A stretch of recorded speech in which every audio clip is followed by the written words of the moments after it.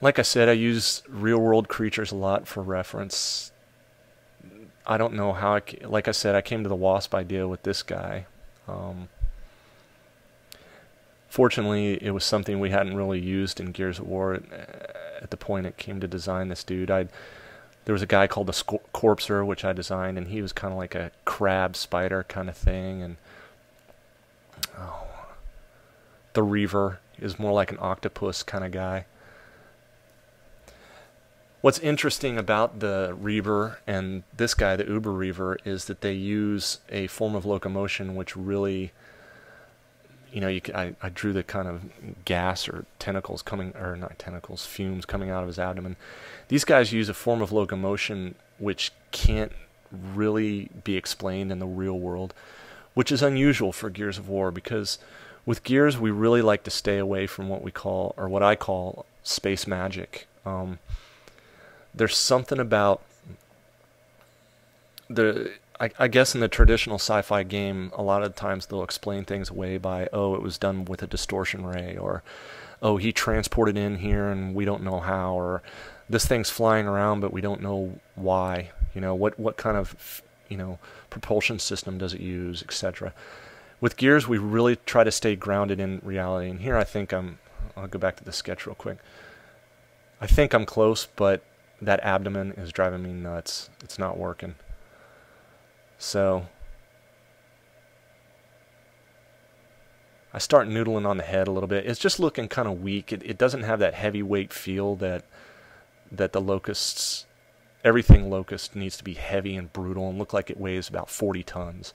And this guy's just not bulky enough. There's too much little noodly bits. He looks fragile. So I'm going to have to go in again and kind of flesh things out a little bit.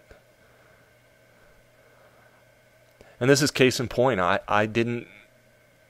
thought maybe I was going to send this concept off for approval, and I looked at it, and I wasn't ready to do it yet. I knew it wasn't going to fly. So I went in and started messing around again and completely, I'll draw over what I've done before. I've been working on Gears long enough that I know kind of what's going to work and what's not going to work, and I don't like to give when I do send these initial sketches out to the leads for approval, I don't like to give tons of variations. I'll usually do one, because I know at this point that I have a good sense of what's going to work in the game and what's successful for the design in Gears. So I don't need to, send them every little sketch that I do. And here I'm just beefing things up, let's make his jaw bigger, let's make his armor more prevalent. Let's give him some weight.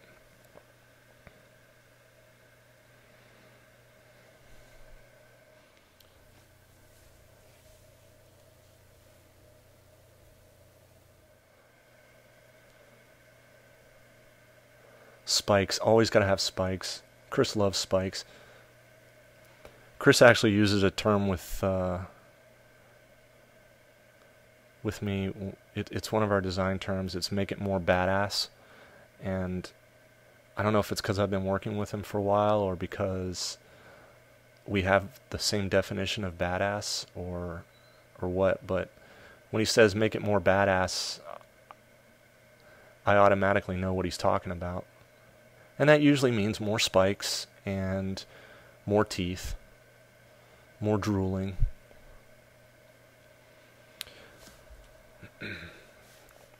Here I'm kind of indicating on the armor there might be a little bit of some kind of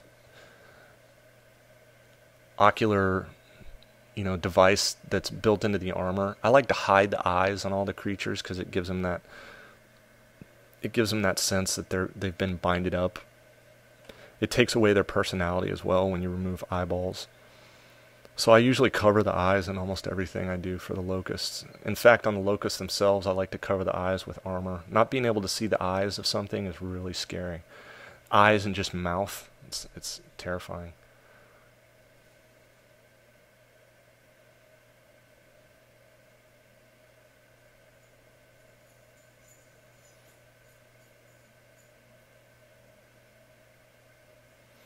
So as you can see, I use the the skew tool and the warp tool and just move things around, and I'm just banging away. I'm not exactly happy with this helmet the way it is, but it's getting closer. It's getting close to something that I'd like to see coming at me, or that I'd really enjoy blowing up so that it doesn't eat me. Some people ask me what I like designing for more, the locust or the cog.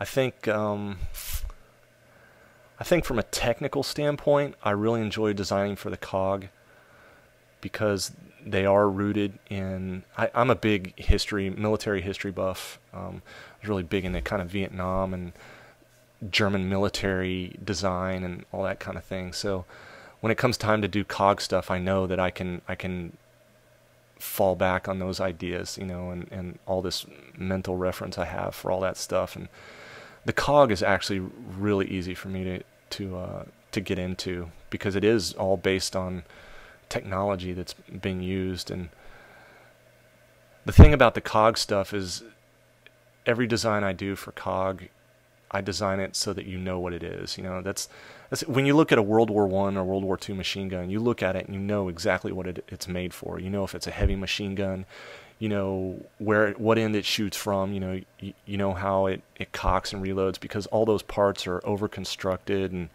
they're just all hanging out there.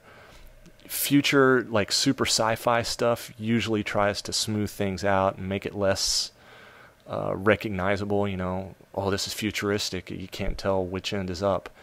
The cog stuff, I build it all like the old school tech. When you look at it, you can tell that this is the scope, and this is the the ammo counter, and this is where the clip goes, and here's a handle that opens it up, and that's just really appealing to me. With the locust stuff, it gets a little more wacky. Obviously it's still tubes and wires, and it's kind of like internal stuff on the outside, but it's arranged in a way that seems a little bit more alien, that we can't relate to it as much. And that way it makes them kind of creepy. You don't know how this thing is built. Makes it alien. It gives them kind of that unknown factor. Constantly beating myself up about. I'm your typical concept artist. I don't like anything I do really, and all I can see is the mistakes. So here I've added a machine gun on the front of this guy. I think I'd missed it in the beginning in the design doc. This guy needed to have something that he could shoot at people with, obviously. So I added a little gun on the front of this dude, and I've got it kind of counterbalancing the back end and the little spiny tentacly wing things coming out the back. Up on my other monitor, so I have it zoomed out, so I'm looking at it, the profile on the other monitor, but for some reason old habits die hard. I just keep zooming in and out, and I don't even realize I'm doing it. I'm showing. I really get into animating these, or at least picking out how these things are going to articulate, especially when I get into the 3D section. I really love kind of figuring out the way these things are going to move in game. Function is so important in design, especially for video games.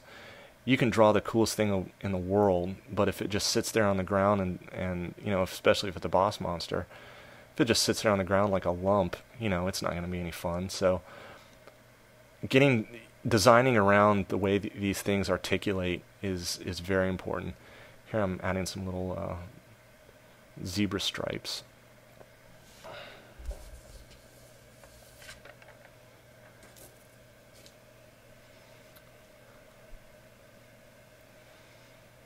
I'm going to save it out here.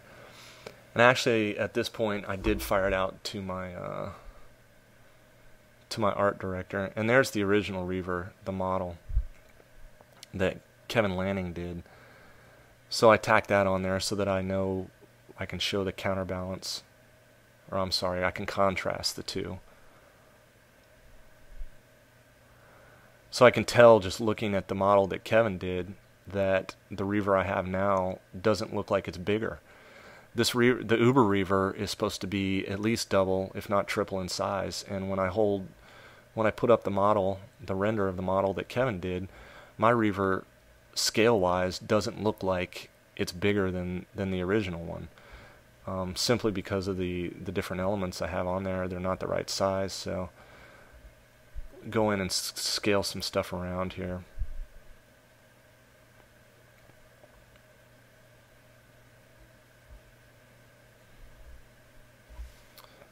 Shrink things up and just paint over.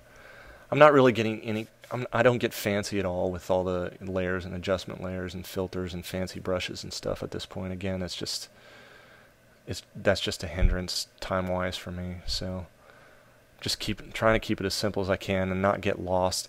It's so easy, especially with a sketch like this. If I really start to get into it, I'll find myself over-painting it or overworking it, you know. I always have to keep reminding myself that this is just a base sketch, and there has to be a cutoff point that the real concept is made from this. So just keeping in mind that this is a starting point. Here I'm scaling the guy down a bit.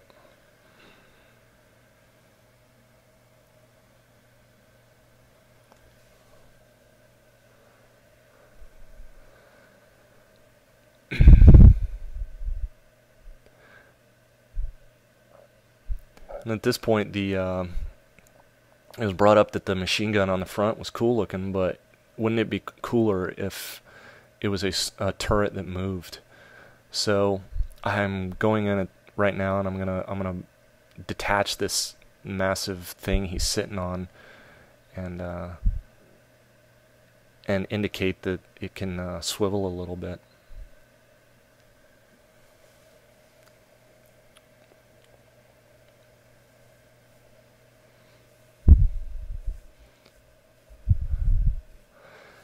All in all, this is probably one of my favorite creatures that I've ever concepted since I've started. I think it was one of the most successful. I enjoyed doing the Corpser too. I think the Corpser was one of the first big creatures I did for Gears of War, and I was really proud of kind of how I pulled that off. And it was actually